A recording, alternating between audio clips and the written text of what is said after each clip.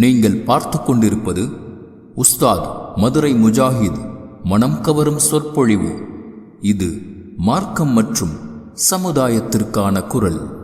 யஹ்திஹில்லாஹு ஃபலா முலில்ல லஹு வ மை யுலில் ஃபலா ஹாதிய லஹு வ அஷ்ஹது அன் லா இலாஹா இல்லல்லாஹு வஹ்தஹு லா ஷரீக லஹு வ அஷ்ஹது அன்ன முஹம்மதன் அப்துஹு வ ரசூலுஹு.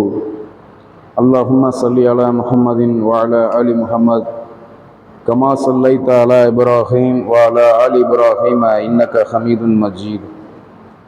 அல்லாஹும்ம பாரிக் வ அலா ஆலி முஹம்மதின் கமா பாரக்த அலா இப்ராஹீம் வ அலா ஆலி இப்ராஹீம இன்னக ஹமீதுன் மஜீத். அம்மா பஅத்.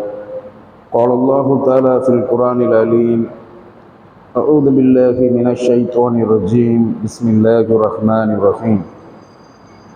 يا أيها الذين آمنوا اتقوا الله حق تقاته ولا تموتن إلا وأنتم مسلمون. يا أيها الناس اتقوا ربكم الذي خلقكم من نفس واحدة وخلق منها زوجها وبث منهما رجالا كثيرا ونساء واتقوا الله الذي تساءلون به والأرحام إن الله كان عليكم رقيبا. ويا أيها الذين آمنوا اتقوا الله وقولوا قولا سديدا يصلح لكم أعمالكم ويغفر لكم ذنوبكم ومن يطع الله ورسوله فقد فاز فوزا عظيما. கண்ணியத்திற்குரிய எல்லாம் அல்ல அல்லாஹ்வின் நல்லடியார்களே, அன்பார்ந்த இஸ்லாமிய சகோதர சகோதரிகளே, அல்லாஹுவின் மகத்தான பேரருளால் அல்லாஹு தாலா நம் மீது கடமையாக ஆக்கிய ரமலானுடைய மாதத்தின் நோன்பை நோற்ற நிலையில் மற்றொரு கடமையான ஜும்மா வணக்கத்தை நிறைவேற்றுவதற்காக நாம் எல்லாம் அல்லாஹ்வுடைய இல்லத்தில் ஒன்றாக அமர்ந்திருக்கிறோம். இந்த நாளில் அல்லாஹு தாலா இந்த சிறப்புமிக்க ரமலானுடைய ஜும்மாவுடைய நாளில் அல்லாஹு தாலா அவன் புறத்திலிருந்து ஸலவாத்தையும் சலாமையும் அவனுடைய இறுதி தூதர் ரசூலுல்லாஹி ஸல்லல்லாஹு அலைஹி வஸல்லம் அவர்களின் மீதும் அவர்களின் குடும்பத்தார் மீதும் அவர்களின் காலத்தில் வாழ்ந்த நபி தோழர்களான சஹாபாக்களின் மீதும் அதற்கு பிறகு வந்த தாபீன்கள், தாபீன்கள், இமாம்கள், இந்த உலகத்தில் வாழுகிற மூமின்கள் முஸ்லிம்கள் அனைவரின் மீதும் என்றென்றும் நிலவட்டுமாக. அன்பார்ந்த இஸ்லாமிய சகோதர சகோதரிகளே, இந்த ஜும்மா உரையின் மூலம் நாம் கேட்கின்ற செய்திகளை நம்முடைய வாழ்க்கையில் கடைபிடித்து வாழக்கூடிய நன்மக்களாக நம் அனைவருக்கும் அல்லாஹ் அருள் புரிய வேண்டும் என்று பிரார்த்தித்தவனாக எனது உரையை ஆரம்பிக்கின்றேன். அன்பார்ந்த சகோதர சகோதரிகளே, அல்லாஹு தாலா அவனுக்காக வேண்டி அவன் பாதையில் நாம் தர்மம் செய்வதை பற்றி அல்லாஹ் அவனுடைய வேதமான அல் குர்ஆனில் நமக்கு படிப்பினையாக சொல்லி காட்டுகிறான். தர்மம் என்பது இஸ்லாத்தில் கடமையாக்கப்பட்ட ஒரு இபாதத்தாக, நற்செயலாக இருக்கிறது. கஷ்டத்தில் இருக்கக்கூடியவர்களுக்கு, வசதி உள்ளவர்கள் தர்மம் செய்வதை அல்லாஹ் கடமையாக ஆக்கியிருக்கிறான். அல்லாஹு தாலா மூமின்கள் முத்தகீன்களின் பண்புகளை பற்றி அல் குர்ஆனில் சொல்லுகிற இடத்திலெல்லாம் மூமின்களை பற்றி, முத்தகீன்களை பற்றி, மூமின்களான நம்பிக்கையாளர்கள், முத்தகீன்களான பயபக்தியாளர்களை பற்றி அல்லாஹ் சொல்லுகிற இடங்களிலெல்லாம் அல்லாஹ் தொழுகையை வலியுறுத்துவான். தொழுகையோடு சேர்த்து தர்மத்தையும் அல்லாஹ் வலியுறுத்துவான். அப்போ மூமின்கள் முத்தகீன்கள் என்று யாரெல்லாம் இருக்கிறார்களோ அவர்களின் மீது அல்லாஹ் தொழுகையை கடமையாக ஆக்கியிருக்கிறான், தர்மத்தையும் கடமையாக ஆக்கியிருக்கிறான். நல்லடியார்களின் பண்புகளில் மிக முக்கியமான ஒரு பண்பு, தொழுகைக்கு அடுத்து அல்லாஹ்வுக்காக அவர்கள் தர்மம் செய்வது. இதை பற்றி அல்லாஹ் திருமறை குர்ஆனில் சொல்லுகிற பொழுது, அல்லதீன முகீமூன ஸலா வ மிம்மா ரஸக்னாஹும் யுன்ஃபிகூன், அவர்கள் தொழுகையை நிறைவேற்றுவார்கள். முத்தகீன்களை பற்றி அல்லாஹ் சொல்லுகிறான், அவர்கள் தொழுகையை நிறைவேற்றுவார்கள். அல்லாஹ் அவனுடைய பாதையில் அல்லாஹ் கொடுத்த செல்வத்திலிருந்து அல்லாஹ்வுடைய பாதையில் தர்மம் செய்வார்கள் என்று மூமின்களை பற்றி முத்தகீன்களை பற்றி அல்லாஹ் குர்ஆன்ல சொல்லி காட்டுறான். அப்போ தொழுகையை சரியாக நிறைவேற்றக்கூடிய ஒரு மூமின் அல்லாஹ்வுக்காக வேண்டி தர்மம் செய்வது, தொழுகையையும் சரியாக நிறைவேற்ற வேண்டும், தர்மத்தையும் சரியாக நிறைவேற்ற வேண்டும் என்பதை மார்க்கம் நமக்கு அறிவுறுத்துகிறது, வலியுறுத்துகிறது. தர்மத்தை பொறுத்தவரை இரண்டு விதமான தர்மத்தை அல்லாஹ்வுடைய மார்க்கமான சத்திய இஸ்லாம் நமக்கு கடமையாக ஆக்கியிருக்கிறது. அல்லாஹ் நமக்கு இரண்டு விதமான தர்மங்களை முஸ்லிம் சமூகத்தின் மீது கடமையாக ஆக்கியிருக்கிறான். அதில் முதல் வகை செல்வந்தர்கள், வசதி உள்ளவர்கள் கொடுக்கக்கூடிய கடமையாக்கப்பட்ட கட்டாய தர்மமான ஜக்காத் என்ற தர்மம். இரண்டாவது கடமையில்லாத அனைவரும் கொடுக்கக்கூடிய சதக்கா என்ற ஒரு தர்மம். அப்ப இந்த ஜக்காத் என்ற தர்மமும் சதக்கா என்ற தர்மமும் எப்படி அல்லாஹ்வால் கடமையாக்கப்பட்டிருக்கிறது, அல்லாஹ்வுடைய தூதர் ரசூலுல்லாஹி ஸல்லல்லாஹு அலைஹி வஸல்லம் அவர்களால் எப்படி வரையறுத்து தரப்பட்டிருக்கிறது, அறிவுறுத்தப்பட்டிருக்கிறது என்பதை அல் குர்ஆனை பார்க்கும்போது நாம் புரிந்து கொள்ள முடிகிறது, அறிந்து கொள்ள முடிகிறது. ஜக்காத் என்ற தர்மத்தை அல்லாஹ் எப்படி கடமையாக ஆக்கியிருக்கிறான் என்பதை ஏற்கனவே நாம பயான்ல உங்களுக்கு எடுத்து சொல்லியிருக்கிறோம். செல்வந்தர்களாக இருக்கக்கூடிய ஒவ்வொருவருமே அவர்கள் வைத்திருக்கிற அசையும் அசையாத சொத்துக்களில் இருந்து, அவர்கள்ட்ட இருக்கக்கூடிய நகைகள், சொத்துக்கள், அவர்கள்ட்ட இருக்கக்கூடிய பணம், செல்வம் என்னென்ன இருக்கிறதோ அதற்கெல்லாம் கணக்கிட்டு 2.5% அல்லாஹ்வுடைய பாதையில் செல்வந்தர்கள் தர்மம் செய்ய வேண்டும். இதை நபி அவர்கள் நமக்கு சட்டமாக்கி இருக்கிறார்கள். அல்லாஹ்வும் குர்ஆன்ல அந்த ஜக்காத்தை நமக்கு கடமையாக, செல்வந்தர்களின் மீது கடமையாக ஆக்கியிருக்கிறார். அப்ப அந்த செல்வந்தர்களாக இருக்கக்கூடியவர்கள் எவ்வளவு பணம் இருந்தால் ஜக்காத்து கொடுக்க வேண்டும், எவ்வளவு சொத்துக்கள் இருந்தால் கொடுக்க வேண்டும் என்பது உட்பட அனைத்துமே இஸ்லாத்தில் மிக தெளிவாக சொல்லப்பட்டிருக்கிறது. செல்வந்தர்களாக இருக்கக்கூடிய எல்லோருமே அவங்கள்ட்ட இருக்கக்கூடிய எல்லா சொத்துக்களுக்கும் 2.5% அல்லாஹ்வுடைய பாதையில் ஏழைகளுக்கு தர்மம் செய்ய வேண்டும் என்பதை இஸ்லாம் கடமையாக ஆக்கியிருக்கிறது, இஸ்லாம் வலியுறுத்தி இருக்கிறது. அப்ப செல்வந்தர்கள் இஸ்லாத்தில் யார், எவ்வளவு பணம் இருந்தால் ஜக்காத்து கொடுக்க வேண்டும் என்ற கேள்விக்கு பதிலும் இஸ்லாத்தில் இருக்கிறது. எவ்வளவு பொருளாதாரம் இருந்தால், எவ்வளவு சொத்துக்கள் இருந்தால் தர்மம் செய்ய வேண்டும் என்பதும் இஸ்லாத்தில் மிக தெளிவாக சொல்லப்பட்டு இருக்கிறது. இன்றைக்குள்ள காலகட்டத்தில் எல்லா மக்களிடத்திலும் பணம் இருக்கிறது. பணம் இல்லாதவர்கள் என்று யாரையும் பார்க்க முடியாது. அப்ப ஏழைகள், செல்வந்தர்கள் எல்லா காலத்திலும் இருப்பார்கள். இன்னைக்கும் ஏழைகள் இருக்கிறார்கள், செல்வந்தர்கள் இருக்கிறார்கள். அப்ப பணம் வைத்திருக்கக்கூடிய மனிதர்கள் என்று பார்த்தால் எல்லார்ட்டையுமே பணம் இருக்கும். செல்வந்தர்கள்ட்ட அவர்களின் வசதிக்கு ஏற்றவாறு பணம் செல்வந்தர்கள்ட்ட இருக்கும். ஏழைகள் அவர்களின் வசதிக்கு ஏற்ற மாதிரி குறைந்த அளவு பணத்தை அவர்கள் கையில் வைத்திருப்பார்கள். அப்ப யார் ஜக்காத்து கொடுக்க வேண்டும் என்று சொன்னால், நபி அவர்கள் சொன்னார்கள், யாரிடத்தில் தங்கமோ வெள்ளியோ 85 கிராம் என்பது நிசாப் என்று சொல்லப்படுகிற, நிசாப் என்பது 85 கிராம், நிசாப் என்று சொன்னால் அளவு. அப்ப ஜக்காத்துடைய நிசாபை பொறுத்த வரைக்கும் 85ல இருந்து 87 கிராம், 85 கிராம் ஒரு முஸ்லிமான குடும்பத்துல, ஒரு முஸ்லிம் குடும்பத்துல ஒரு முஸ்லிமான ஆணிட்டையோ பெண்ணிட்டையோ 85 கிராம் அளவுக்கு தங்கம் இருந்தால் அவர்களின் மீது ஜக்காத்து கடமையாகிவிடும். ஆணாக இருந்தாலும் பெண்ணாக இருந்தாலும் 85 கிராம் அல்லது 87 கிராம். ஸ்டார்டிங் 85ல இருந்து 87 வரைக்கும் இருக்கு.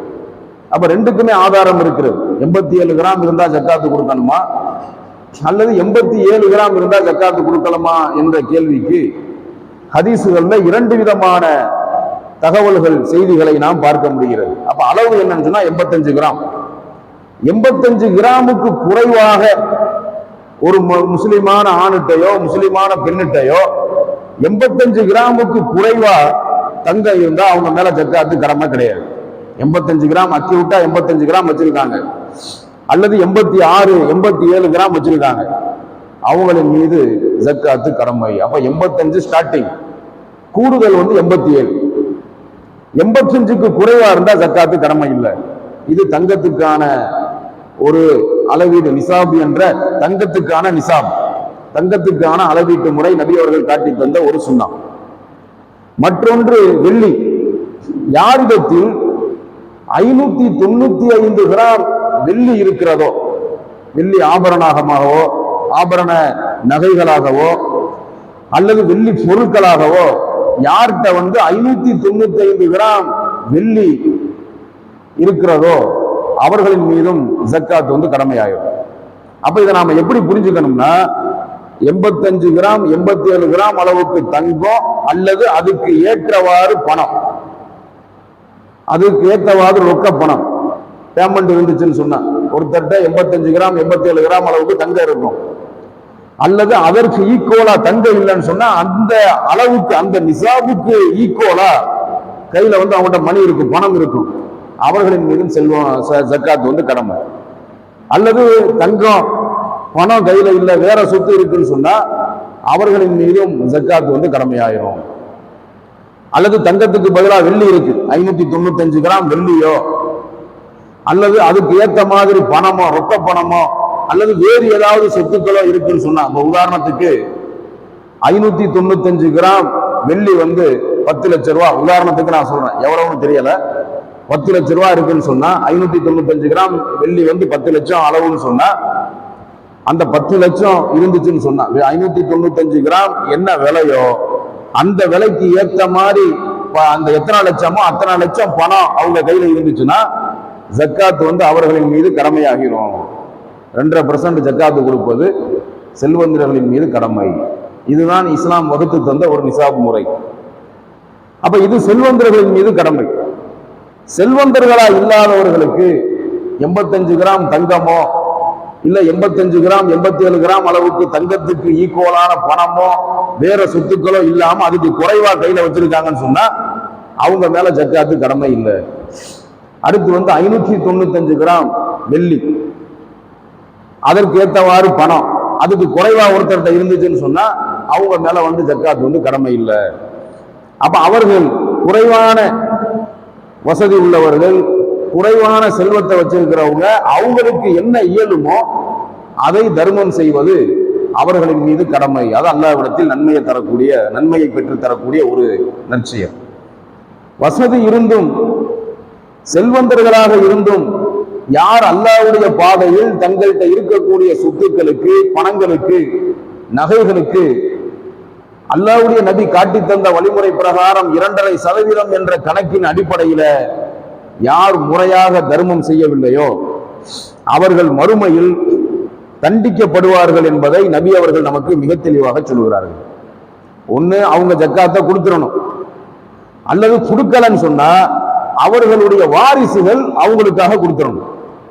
இப்போ ஒருத்தர் செல்வந்தரா இருக்கார், அவர்கிட்ட இருக்கிற சொத்துக்களுக்கு கணக்கிட்டு அவர் ஜக்காத்து கொடுக்கல, அவர் இறந்ததுக்கு அப்புறம் அவருடைய மகனோ மகளோ அவருடைய வாரிசுகளோ நம்ம அப்பா இருக்கும்போது ஜக்காத்து கொடுக்காம மூத்தாயிட்டாரு, அவர் சம்பாரிச்சு வச்ச சேமிச்சு வச்ச சொத்துக்களுக்கெல்லாம் நாம கணக்கிட்டு ஜக்காத்து கொடுக்கணுங்கிற எண்ணத்துல, அதாவது தந்தையின் கடமையை நிறைவேற்றணுங்கிற எண்ணத்துல அவருடைய வாரிசுகள் அந்த தர்மத்தை கொடுத்துட்டாங்கன்னு சொன்னா அவர் அல்லாஹ்ட்ட குற்றவாளியா கருதப்பட மாட்டார். ஒண்ணு இவர் கொடுத்துடணும், அல்லது இவருக்கு பதிலாக இவர் கொடுக்காம திடீர்னு மௌத்தாயிட்டாருன்னு சொன்னா இவருக்கு பதிலாக இவருடைய வாரிசுகள் இவர் சொத்துல இருந்து எடுத்து கொடுத்துடணும். அப்பதான் அல்லாஹ்ட்ட குற்றமா அது கருதப்படாது. இவரும் கொடுக்கல, இவருடைய வாரிசுகளும் கொடுக்கலன்னு சொன்னா ஜக்காத்தை கொடுப்பதற்கு தகுதி உள்ள இந்த நபர் ஜக்காத்து கொடுக்காம மௌத்தா போயிட்டாருன்னு சொன்னா அவருக்கு எந்த மாதிரியான வேதனை இருக்கிறது? உயிர் பிரிகிற நேரத்திலையும் வேதனை, மறுமையில மனுஷர்ல எழுப்பி அல்லாஹ் நிக்க வச்சு விசாரிப்பானே அப்ப கடினமான வேதனை, அதுக்கு பிறகு வேதனை இருக்கிறது. அல்லாஹ் குர்ஆன்ல சொல்றான், சூரா முனாஃபிகூன்ல, வ அன்ஃபிகு மிம்மா ரஸக்னாக்கும் மின் கப்லி ஐ ஐதி அஹதகுமுல் மௌத் ஃபயகூல ரப்பி லௌலா அഖர்தனி இலா அஜலின் கரீப். அல்லாஹ் சொல்லுகிறான், உங்களுக்கு மரணம் வருவதற்கு முன்பாகவே செல்வந்தர்களா இருக்கிற வசதி உள்ள பணங்காசு கையில வச்சிருக்கக்கூடிய மக்களுக்கு அல்லாஹ் சொல்றான், ஏழைகளுக்கு சொல்லவில்லை. ஏழைகளுக்கு சொல்லவில்லை, யாருக்கு வசதி இருக்கிறதோ அந்த வசதி உள்ளவர்களுக்கு அல்லாஹ் சொல்லுகிறான், உங்களுக்கு மரணம் வருவதற்கு முன்பாகவே நாம் உங்களுக்கு கொடுத்த செல்வத்தில் இருந்து அல்லாஹ்வுடைய பாதையில நீங்கள் தர்மம் செய்து விடுங்கள். அந்த நல்ல காரியத்தை செஞ்சிருங்க, மௌத்து வர்றதுக்கு முன்னாடியே செஞ்சிருங்க. அல்லாஹ் இந்த ஜக்காத்து பொருளை நபி அவர்கள் நமக்கு எப்படி அளவீடு சொன்னாங்களோ அதை கணக்கிட்டும் சொல்லியிருக்காங்க. எத்தனை, அதாவது 85 கிராம் 87 கிராம் தங்கம் இருந்தா ஜக்காத்து கடமை, அதற்கு ஈக்குவலா பணமோ அல்லது வேறு சொத்தோ இருந்தா ஜக்காத்து கடமை. 595 கிராம் வெள்ளியோ அல்லது வெள்ளிக்கு அதுக்கு ஈக்குவலான பணமோ வேற ஏதாவது சொத்தோ இருந்தா ஜக்காத்து கடமை. எப்போ கொடுக்கணும்னு சொன்னா, ஒரு வருடம் முழுமையடைந்த பிறகு கொடுத்தா போதும். இப்போ ஒருத்தர்கிட்ட 87 கிராம் தங்கமோ அதுக்கு ஈக்குவலான பணமோ இருக்கு, அல்லது 595 கிராம் வெள்ளியோ அல்லது அதற்கு ஈக்குவலான பணமோ இருக்கு. இந்த வருஷம் ரமலான்ல கிடைச்சிருச்சு, மறு வருஷம் ரமலானுக்கு கொடுத்தா போதும். அப்ப அந்த ஒரு வருஷம் பூர்த்தி அடைந்த பிறகு, முழுமையடைந்த பிறகு அவர் கண்டிப்பாக கொடுத்து விட வேண்டும். இதுதான் இஸ்லாம் காட்டித்தர வரக்கூடிய வழிமுறை.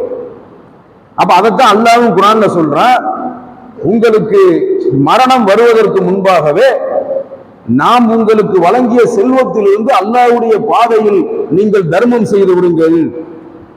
அப்படி தர்மம் செய்யாமல் மரணத்தை தழுவக்கூடிய ஒருவனுக்கு அந்த மரணத்தின் போது என்ன நிலைமை ஏற்படும் என்று சொன்னால், அவன் கதறி அல்லாஹ்விடத்தில் மன்றாடுவான், லவ்லா அஹ்ஹர்தனி இலா அஜலின் கரீப், இறைவா எனக்கு மரணத்தை நீ கொடுத்துறாதன்னு சொல்லி அவன் மரண தருவாயில கையேந்துவான் அல்லாஹ்ட்ட. எப்படி மன்றாடுவான்? வசதி உள்ளவன் ஜக்காத்து கொடுக்காம தர்மம் செய்யாம மரணத்தை தழுவுறான்னு சொன்ன அல்லாஹ்ட்ட எப்படி மன்றாடுவான்? அல்லாஹ் எனக்கு நீ மௌத்தை கொடுத்துறாத, என் உயிரை வாங்கிறாத, எனக்கு மௌத்தை கொஞ்சம் தள்ளி போடு, எனக்கு கொஞ்சம் அவகாசம் கொடு, நான் கொடுக்காம நான் தர்மம் செய்யாம விட்டுட்டு வந்ததையெல்லாம் உன் பாதையில தர்மம் செஞ்சிடுறேன், அது வரைக்கும் எனக்கு அவகாசம் கொடுன்னு சொல்லி உயிர் பிரிகிற நேரத்துல எல்லாரும் அவகாசத்தை கேட்பாங்க. தர்மம் செய்யாம மரணத்தை அடைகிறாங்களே, அந்த ஒவ்வொருத்தரும் உயிர் பிரியும் போது வேதனை தாங்க முடியாம, அந்த துன்பம் தாங்க முடியாம எல்லாரும் அல்லாஹ்ட்ட மன்றாடுவாங்க, கையேந்துவாங்க.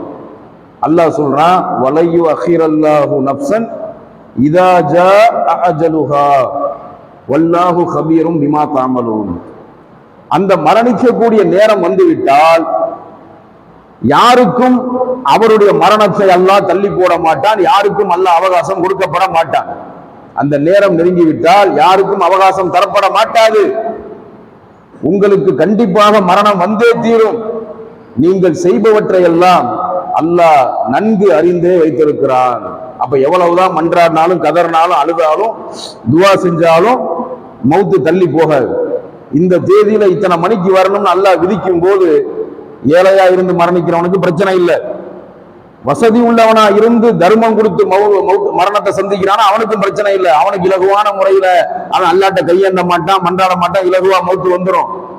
வசதி இருந்தும் தர்மம் செய்யாம மரணத்தை சந்திக்கிறானே, அவன் பாடு பெரும்பாடாக இருக்கும். அவன் படக்கூடிய அவஸ்தை பெரும் அவஸ்தையா இருக்கும். அந்த ஒரு செகண்ட்ல உயிர் பிரிகிற நேரத்துல மலக்குள் மௌத்தை பார்த்து அவன் கதறுவான், கண்ணீர் வடிப்பான், அல்லாட்ட கையேந்துவான். அல்லாஹ் எந்த அவகாசத்தையும் கொடுக்க மாட்டான். அப்ப அமல்கள்ல அலட்சியப்படுத்தியவர்கள், அமல்களை தொழுகையில இருந்து தர்மத்துல இருந்து தொழுகையில இருந்து ஜக்காத்து சதக்கா வரைக்கும் அல்லாஹ்வுக்கு நாம செய்யக்கூடிய அமல்கள் இருக்கிறது, அதுல நாம குறையும் வைக்க கூடாது. அந்த அமல்கள் விஷயத்துல அலட்சியமாக நடந்துக்கவும் கூடாது. நம்மள்கிட்ட இருக்கிற அலட்சியம் நம்மளை எந்த அளவுக்கு பாதிக்குதுன்னு சில விஷயத்துல நாம பார்க்கிறோம். உலக விஷயத்துல உங்களுக்கு ஒரு சில பிரச்சனைகள் வரும். உங்களுடைய கவனக்குறைவின் காரணமா அந்த பிரச்சனைகளை நீங்க மாட்டிருப்பீங்க. உங்களுடைய அலட்சியத்தின் காரணமா ஒரு பிரச்சனைகளை நீங்க மாட்டிருப்பீங்க. மாட்டும் போது தெரியாது, மாட்டி அந்த வலிய வேதனைய அந்த துன்பத்தை அனுபவிக்கும் போதுதான் தெரியும் நம்மளுடைய கவனக்குறைவு தான் காரணம்னு நினைப்பீங்க. இதான் மனிதனுடைய இயல்பு. ஒரு செயலை செய்யும் போது அதனுடைய விளைவு தெரியாது, அவசரப்பட்டு செஞ்சிடுறது, கவனக்குறைவா அலட்சியமாக இருந்துடுறது. அது பாதிப்பு வரும்போதுதான் அதை நினைச்சு கவலைப்படுறது. தெரியாதனமா இந்த காரியத்தை செஞ்சிட்டோமே, நம்ம கொஞ்சம் கேர்ஃபுல்லா இருந்திருந்தா இந்த நிலைமை நமக்கு வந்திருக்காது.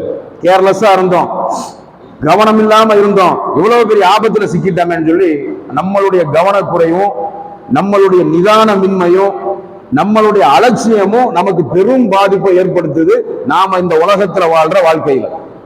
அப்ப அமல்களும் அப்படிதான் நாம நினைக்கணும். எந்த அமலை நாம துச்சமா கருதுறோமோ, எந்த அமலை அற்பமா நினைக்கிறோமோ, அந்த அமல் தான் நாளைக்கு மறுமையில அல்லாட்ட வந்து நிற்கும் பெருசா. அப்பதான் இவங்க கதறி கண்ணீர் வடிப்பாங்க. எந்த தொழுகையை நான் கேர்லெஸ்ஸா நினைச்சனோ, எந்த தர்மத்தை நான் ஒரு அலட்சியப்படுத்தினோ, அது இவ்வளவு பெரிய பாதிப்புல கொண்டாந்து என்னை விட்டுருச்சேன்னு சொல்லி உயிர் பிரிகிற நேரத்திலையும் கதறுவாங்க, ஆகிரத்திலையும் கதறுவாங்க. அல்லாஹ் சொல்றான் குர்ஆன்ல, இந்த நிலைமை ஏற்படும். உயிர் பிரிகிற நேரத்துல கதறி அல்லாஹ்ட்ட அவகாசத்தை கேட்பாங்க, அல்லாஹ் அவகாசம் கொடுக்க மாட்டான். மறுமையில் அல்லாஹ் எழுப்பும் போது அவர்களுடைய நிலைமை என்ன? ரசூலுல்லாஹி ஸல்லல்லாஹு அலைஹி வஸல்லம் சொன்னாங்க, வசதி இருந்தும் செல்வந்தனாக இருந்தும் அல்லாஹ்வுடைய பாதையில் தர்மம் செய்யாமல் தங்கத்தையும் வெள்ளியையும் சொத்துக்களையும் சேமித்து வைத்துவிட்டு தர்மம் செய்யாம மரணத்தை சந்திச்சானே, அவன் உயிர் கொடுத்து எழுப்பப்பட்டு மறுமையில அந்த மனுஷர் திடல்ல நிற்க வைத்து விசாரிக்கப்படும் போது அவனுடைய கழுத்தில் விஷ பாம்பு சுத்தி இருக்கும்னு அல்லாஹ்வுடைய நபி சொன்னாங்க. கழுத்துல பெரிய விஷப்பாம்பு சுத்தி இருக்கும். விஷப்பாம்புனா இந்த துனியாவுல உள்ள பாம்பு கிடையாது. இந்த துனியாவுல நம்ம அடிச்சா செத்து போவோமே அந்த மாதிரி பாம்பு கிடையாது. அடிச்சா சாகாத, ஒன்னும் செய்ய முடியாத, ஆகிரத்துல அல்லாஹ் தரக்கூடிய பாம்பு. ஆகிரத்துல எல்லாமே பவர்ஃபுல்லானது. இந்த துனியாவுல அல்லாஹ் படைச்சிருக்கக்கூடிய விஷப்பாம்பே பவர்ஃபுல்லானது. ஆகிரத்து விஷப்பாம்பு எப்படிப்பட்டதுன்னு நாம அதை கொஞ்சம் சிந்திச்சு பார்க்கணும். அப்ப அந்த விஷப்பாம்ப அதை பத்தி ரசூலுல்லாஹ் சொல்றாங்க, அதனுடைய கடவாய் பற்கள் நிறைய விஷம் நிரம்பி இருக்கும். ஜக்காத்து கொடுக்காத மனிதனின் கழுத்தில் சுத்தி அந்த பாம்பை எடுத்து அவனால தூக்கி வீசவும் முடியாது, பாம்பை விட்டு இவனால ஓடவும் முடியாது, ஒன்னும் பண்ண முடியாது. பாம்பு இவன் கழுத்தை இவன் உடம்பு ஆக்கிரமிச்சு அந்த கடவாய் பல்லுல நிரம்பி இருக்கக்கூடிய விஷத்தோடு இந்த ஜக்காத்து கொடுக்காத மனிதனின் தாடையை கொத்தும்னு அல்லாஹ்வுடைய நபி சொன்னாங்க. தாடையை கொத்தும் போது என்ன ஆகும்?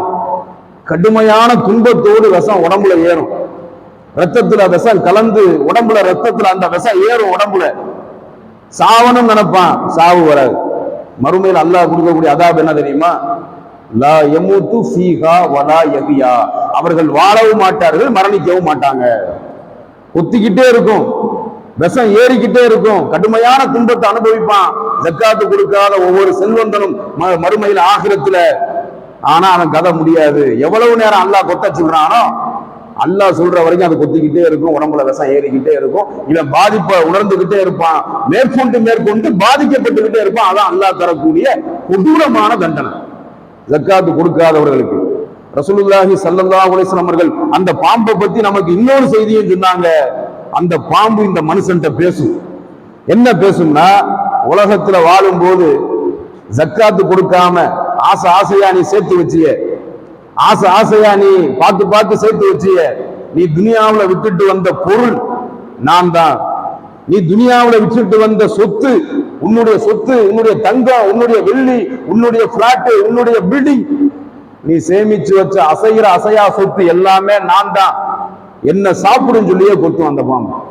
அப்ப ஜக்காத்து கொடுக்காத பொருள் மறுமையில என்னவா மாறுது? விஷப்பாம்பாக மாறுகிறது என்று ரசூலுல்லாஹி ஸல்லல்லாஹு அலைஹி வஸல்லம் சொன்னாங்க. அடுத்து அல்லாஹ்வுடைய நபி நமக்கு அறிவுறுத்தின இந்த விஷப்பாம்பு தண்டனை மாதிரியே அல்லாஹ் குர்ஆன்ல ஒரு தண்டனையை பத்தி சொல்றான். சூரா தௌபாவுல வரக்கூடிய ஒரு வசனம். அந்த வசனத்தை நீங்கள் எடுத்து பார்த்தால் மிக பெரும் படிப்பினையாக அந்த வசனம் அமைந்திருக்கிறது. அல்லாஹ் சொல்றான், தங்கத்தையும் வெள்ளியையும் சேமித்து வைத்துக் கொண்டு அல்லாஹ்வுடைய பாதையில் தர்மம் செய்யாமல் மரணத்தை தழுவினார்களே, அவர்களுடைய நிலை என்ன ஆகும் தெரியுமா? அல்லாஹ் சொல்றான், அவர்கள் உலகத்தில் சேமித்து வைத்து தர்மம் செய்யாம விட்டுட்டு வந்த பொருட்கள் எல்லாமே கம்பியாக மாற்றப்பட்டு, அது என்னவா மாறிடும்னா, இவன் விட்டுட்டு வந்த சொத்து பூரா ஒரு கம்பி மாறிடும். அது அல்லாஹ் நரக நெருப்புடைய அந்த நரகத்துடைய நெருப்புல பழுக்க காய வச்சு அதால நான் சூடு போடுவேன்றாங்க. அப்ப பணக்காரங்களா இருந்து ஜக்காத்து கொடுக்காத செல்வந்தர்களினுடைய செல்வம்லாம் மறுமையில மகிழ்ச்சியர்ல விஷப்பாம்பா மாறுது. நரக நெருப்புல பழுக்க காய வச்சு சூடு போடுற ஒரு கருவியா மாறும். அது அல்லாஹ் கருவியா மாத்தி சூடு வச்சு அதுல அல்லாஹ் நமக்கு சூடு வைக்கிற தண்டனையா கொடுப்பான். அதுக்குன்னு ஒரு மலக்கு இருப்பார், அதை காய வச்சு அல்லாஹ் சொல்லும் போதெல்லாம் சூடு வச்சுக்கிட்டே இருப்பார். அப்ப இந்த மாதிரியான தண்டனைகள்ல இருந்து நம்மளை நாம தற்காத்துக்கிறதுக்கு தான் செல்வந்தர்களா இருக்கக்கூடிய மூமின்கள் முஸ்லிம்களுக்கு அல்லாஹ் ஜக்காத்தை கடமையாக ஆக்கியிருக்கிறான். பல சந்தர்ப்பத்துல அல்லாஹ்வுடைய தூதர் ரசூலுல்லாஹி ஸல்லல்லாஹு அலைஹி வஸல்லம் சொன்னாங்க, பல சந்தர்ப்பத்துல ஒரு பேரித்தம்பழத்தையாவது தர்மம் செய்து உங்களை நீங்கள் நரகத்தை விட்டும் தற்காத்துக் கொள்ளுங்கள். ஒரு பேரிச்சம்பளம், ஒரு பேரிச்சம்பளத்தையாவது தர்மம் செஞ்சு உங்களை நீங்க நரகத்துல இருந்து தற்காத்துக்குங்கன்னு அல்லாஹ்வுடைய நபி சொன்னாங்க. அப்ப ஒரு ஏழையான மனுஷன், வசதி இல்லாத மனுஷன், அவனுக்கு ஒரு பேரிச்சம்பளம் தான் இருக்கு தர்மம் பண்றதுக்கு, வேற ஒண்ணும் இல்லை. அதை அவனை விட ஏழையா இருக்கிற ஒருத்தனுக்கு அந்த பேரிச்சம்பளத்தை இவன் தர்மமா கொடுத்தா கூட அது இவனை அந்த ஒரு பேரிச்சம்பளம் இந்த ஏழையான மனிதனை இவன் செஞ்ச இந்த தர்மத்தின் காரணமாக இவன் செஞ்ச அந்த ஒரு பேரிச்சம்பளத்துடைய தர்மம் இவனை நரகத்தை விட்டே காப்பாற்றுகிறது என்று பெருமானார் ஸல்லல்லாஹு அலைஹி வஸல்லம் சொன்னார்கள். அடுத்து ஜக்காத்தை பற்றிய இன்னொரு விளக்கமும் மக்களுக்கு தெரிந்து கொள்வது அவசியம்.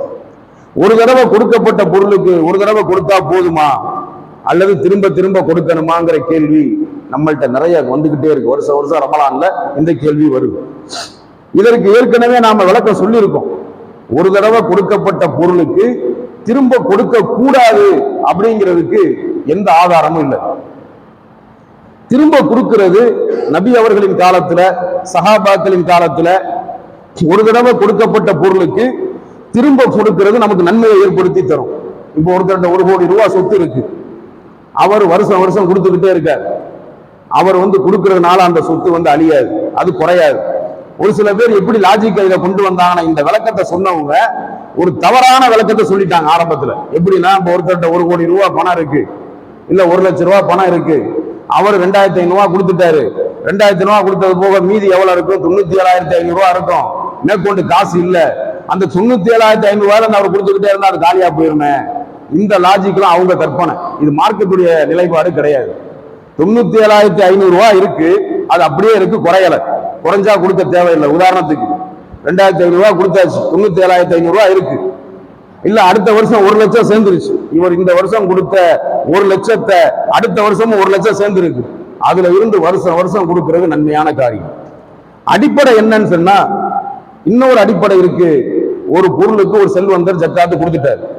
அவர்கிட்ட இருக்கிற மொத்த சொத்துக்களுக்குமே கணக்கிட்டு ஒரு வருஷம் முழுமை அடைஞ்சு அவர்கிட்ட எத்தனை கோடி ரூபாய் சொத்து இருக்கோ, எத்தனை லட்சம் ரூபாய் சொத்து இருக்கோ, அதுக்கெல்லாம் கணக்கு பண்ணி ஒரு வருஷம் முடிஞ்சதுக்கு அப்புறம் கணக்கிட்டு முறையா ஏழைகளுக்கு அல்லாஹ் சொன்ன மாதிரி, நபி சொன்ன மாதிரி கரெக்டா கொடுத்துட்டார்.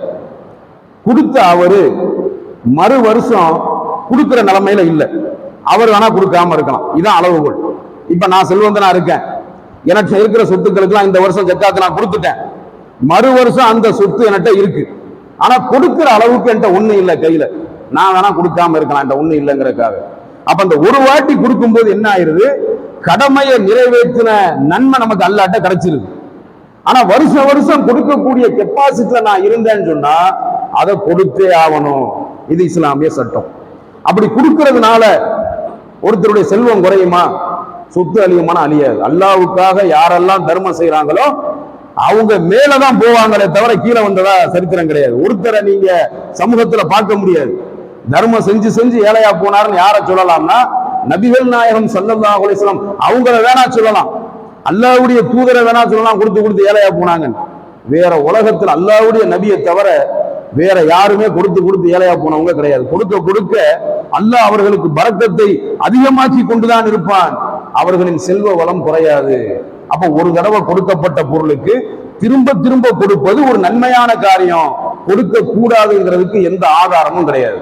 லாஜிக் தான் சொல்றாங்க, இவங்க விளக்கம் தான் சொல்றாங்க. தனிப்பட்ட மார்க்க அறிஞர்களுடைய விளக்கங்கள், உலமாக்களுடைய விளக்கங்கள்லாம் சட்டமாகாது. மார்க்க சட்டம்ங்கிறது நம்ம எப்படி எடுத்துக்கணும்னா, ஒரு ஆலிம் அவருக்கு தெரிஞ்ச விளக்கத்தை சொல்றார், அவர் சொல்ற விளக்கம் மார்க்க சட்டம் ஆயிருமா? ஆகாது. அப்ப எப்ப மார்க்க சட்டமாகும்? நபி அவங்க சொல்லி சஹாபாக்கள் அதை நடைமுறைப்படுத்தி சஹாபாக்கள் வழியில வந்த சலஃபு சாலிஹின் இமாம்கள் ஒரு முடிவெடுத்து சொல்றாங்களே, ஃபத்வா சொல்றாங்களே, அதுதான் மார்க்க தீர்ப்பு. இமாம்களுடைய ஃபத்வானா சலஃபு சாலிஹின் இமாம்கள் கொடுத்த மார்க்க அடிப்படை விளக்கங்கள் ஃபத்வாக்கள் தான் மார்க்க தீர்ப்பு. அதை விட்டுட்டு ஒவ்வொரு ஆலிமும், இப்ப நான் எனக்கு தெரிஞ்ச ஒரு விளக்கத்தை சொல்லுவேன், அது மார்க்கம் ஆகிறாது. குரானை நான் சொன்னா அது மார்க்கம், ஹதீஸை நான் சொன்னா மார்க்கம், ரசூலுல்லாஹ் சொன்ன சட்டத்தை சொன்னா மார்க்கம், சஹாபாக்கள் ஃபாலோ பண்ண குர்ஆன் சுன்னா சட்டத்தை நான் சொன்னா மார்க்கம். ஏன் விளக்கம்னு ஒன்ன தனிப்பட்ட முறையில சொன்னா அது மார்க்கமாகாது. அப்ப ஒரு தடவை கொடுக்கப்பட்ட பொருளுக்கு திரும்ப திரும்ப கொடுப்பது நன்மையான காரியம். கொடுக்க கூடாதுங்கிறதுக்கு எந்த ஆதாரமும் இல்லை. கொடுப்பது சிறந்தது. யாரு கொடுக்க தேவையில்லைன்னா கொடுக்கிற கெப்பாசிட்டில யாரு இல்லையோ, ஒரு வாட்டி கொடுத்துட்டார், மறு வருஷம் கொடுக்க முடியாத அளவுல அவர் ஒரு கஷ்டமான சூழல்ல இருக்கார், அவரு வேணா கொடுக்காம இருக்கான். அப்ப கொடுக்கிற கண்டிஷன்ல யார் இருக்காங்களோ அவங்க ஒரு பொருளுக்கு ஒரு வாட்டி கொடுத்தாலும் திரும்ப திரும்ப கொடுப்பதுதான் நபி அவர்களின் வழிமுறை.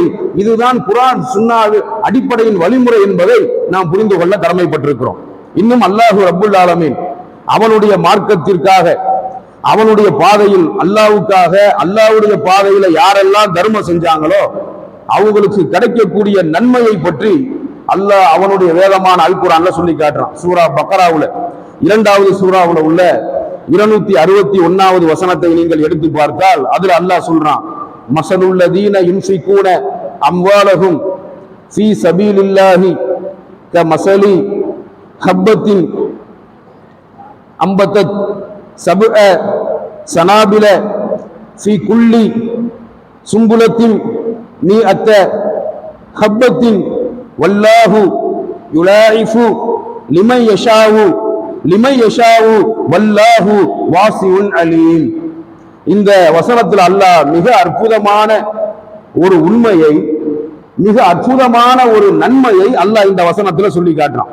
அல்லாஹ்வின் பாதையில் தங்கள் செல்வத்தை, தங்களின் பொருளாதாரத்தை செலவு செய்பவர்களுக்கு, அல்லாஹ்வுடைய பாதையில் தங்களின் செல்வங்களை, பொருளாதாரத்தை அல்லாஹ்வுடைய பாதையிலே தர்மம் செய்பவர்களுக்கு உதாரணமாவது ஒவ்வொரு கதிரிலும், அதாவது ஒவ்வொரு கதிர் விவசாயத்தின் மூலமாக உழுது பயிரிட்டு கிடைக்கிற கதிர்கள், அந்த கதிர்களை அல்லாஹ் உதாரணமாக காட்டுகிறான்.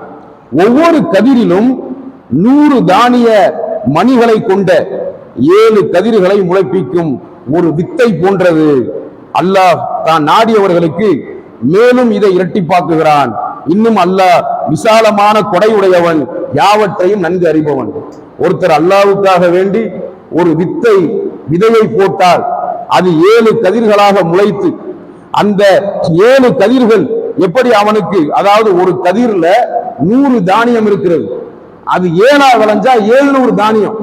ஒரு விதைய விதைக்கிறவனுக்கு எப்படி 700 தானியம் திரும்ப கிடைக்குதோ அது மாதிரி அல்லாஹ்வுடைய பாதையில 1 மடங்கு தர்மம் செய்பவனுக்கு அல்லாஹ் நன்மைகளை பன்மடங்காக திருப்பி தருகிறான் என்பதை இந்த வசனத்தின் வாயிலாக அல்லாஹ் நமக்கு படிப்பினையாக சொல்லி காட்டுகிறான். இன்னும் அல்லாஹ் ரப்புல் ஆலமீன் அல்லாஹ்வுக்காக அழகிய முறையில் கடன் கொடுப்பவர் யார் என்று கேட்கின்றான். யார் அல்லாஹ்வுக்காக அழகிய முறையில் கடன் கொடுக்கின்றாரோ அதை அல்லாஹ் அவருக்கு பன்மடங்காக திருப்பி தருகிறான். அவருக்கு ஏராளமான நன்மைகள் இருக்கிறது என்று அல்லாஹ் குர்ஆன்ல சொல்லி காட்டுகிறான். இந்த புனிதமிக்க ரமலானுடைய மாதத்தில் அல்லாஹ்வுக்காக நோன்பு வைக்கக்கூடிய, அல்லாஹ்வுக்காக அமல்கள் செய்யக்கூடிய நாம செல்வந்தர்களாக இருந்தால் அதற்குரிய தர்மத்தை அல்லாஹ்வுக்கு பயந்து கணக்கிட்டு சரியாக ஏழைகளுக்கு கொடுத்து விட வேண்டும். செல்வந்தர்களா இல்லாம அதற்கு கீழ் நிலையில் இருக்கக்கூடியவர்கள், நடுத்தரமாக இருக்கக்கூடியவர்கள், ஏழைகளாக இருக்கக்கூடியவர்கள், அவர்களால் என்ன தர்மத்தை செய்ய இயலுமோ அதை அல்லாஹ்வுக்காக செய்ய வேண்டும். அல்லாஹ்வுக்காக அதிகமாக இந்த புனிதமிக்க ரமலானில நம்மால் முடிந்த தர்மங்களை செய்து அல்லாஹ்விடத்தில் அவனுடைய அருளையும் மன்னிப்பையும் பெறுவதற்கு நம் எல்லோருக்கும் அல்லாஹ் அருள் புரிய வேண்டும் என்று பிரார்த்தித்தவனாக என்னுடைய முதல் உரையை முடித்துக் கொள்கிறேன். வாஹிரு தாவானா அனில் ஹம்துலில்லாஹி ரப்பில் ஆலமீன்.